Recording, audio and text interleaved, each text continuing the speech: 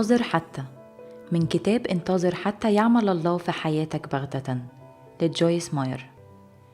سأل الكاتب في بداية كتابه: هل بتنتظر إن الرب يتدخل في أمر معين في حياتك؟ هل بتسأل ليه ربنا ما حققش وعده ليك لغاية دلوقتي؟ هل بتحس إن حياة النصرة بعيدة أبعد ما يكون عن حياتك؟ يمكن حاولت بكل الطرق ووصلت لقرار نهائي إنك ما تقدرش، وحسيت بالفشل والإحباط وابتديت تتذمر وتشتكي، وخليت كل اللي حواليك في حالة بؤس لأنك عملت كل اللي عليك ومفيش حاجة اتغيرت وكأن ربنا مش موجود. لكن الكاتب بيطمنك إن ربنا سمع صلاتك اللي رفعتها وفاكرها، وهتلاقيه بيتحرك في حياتك. لكن إبليس عايزك تعيش رهينة لمشاكلك وبيحاول يقنعك إنك بلا رجاء، إنك مش ممكن تتغير أبدا وظروفك مش هتتغير وربنا هيبارك الكل إلا أنت. لكن اتأكد إن دي أفكار إبليس وإن إبليس كذاب. وبيقول الكاتب إن في بعض الأوقات كل اللي لازم تعمله هو انتظار ربنا، ومش مقصود بالانتظار إنه الشعور السلبي بالملل، لكن هو السلام والهدوء، وإنك ما تتدخلش عشان تحقق وعود ربنا بطريقتك، وإنك تتأكد إنك مش هتقدر تحل مشكلتك بنفسك، وكل اللي عليك إنك بس تؤمن وتنتظر. وقال الكاتب إن الانتظار بيكون بصبر وترقب، فالانتظار بصبر أكبر دليل على الإيمان.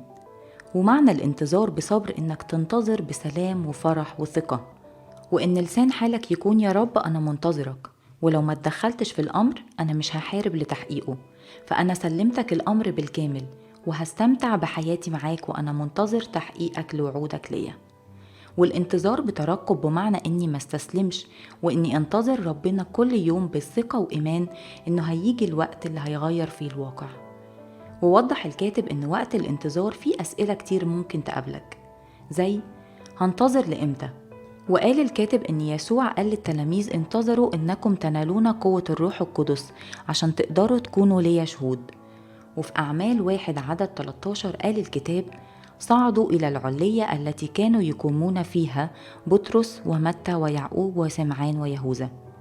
يقومون هو ده المفتاح. فمشكلتنا إننا لما بنقرر ننتظر الرب بنبقى مستعجلين، ومع الوقت بنتدخل بالجسد وبنمسك زمام الأمور وبندخل في معركة خسرانة. لكن بينصحك الكاتب إن مهما كان سؤل قلبك لازم تنتظر، وصلي يقول له: يا رب حاولت بكل الطرق الممكنة سنين كتير، لكن واضح إني مش هقدر أقوم بالأمر وأنا معتمد عليك. أنا محتاجك لأنك أنت الشخص الوحيد القادر، فساعدني أنتظرك مهما كان وقت الانتظار، سواء 5 دقايق أو 5 سنين، لأنك أكيد هتتدخل في وقتك. والسؤال التاني: أعمل إيه وقت الانتظار؟ ورد الكاتب: وسط الضغوط الكتير هيجي في ذهنك إنك لازم تعمل حاجة، وإنك ما ينفعش تبقى واقف في مكانك. حتى أقرب الناس ليك لما يسمعوا مشكلتك هيسألوك هتعمل إيه، لكن اتأكد إنك محتاج تتوقف عن التفكير في إيه اللي ممكن تعمله، وإنك ما تاخدش أي خطوة غير وإنت واثق إن الخطوة دي من عند ربنا وإنه عايزك تاخدها، لأن في أغلب الأوقات كل المفروض تعمله هو بس إنك تصلي. التلاميذ انتظروا 10 أيام لغاية ما حل عليهم الروح القدس في يوم 50، على الرغم إن يسوع كان ممكن يديهم الروح بعد قيامته أو قبل صعوده، لكن ما كانتش لسه فيه اترفعت صلوات كفاية. السؤال الثالث بيقول: إزاي ربنا هيحقق وعده؟ يا ترى هيعمل إيه؟ وهيحققه بأي طريقة؟ وقال الكاتب إن محاولتنا علشان نفهم إزاي ربنا هيعملها ده مش دورنا أبدا، هو قدير لا يعثر عليه أمر. كل اللي عليك تعمله إنك تثق في قدرته.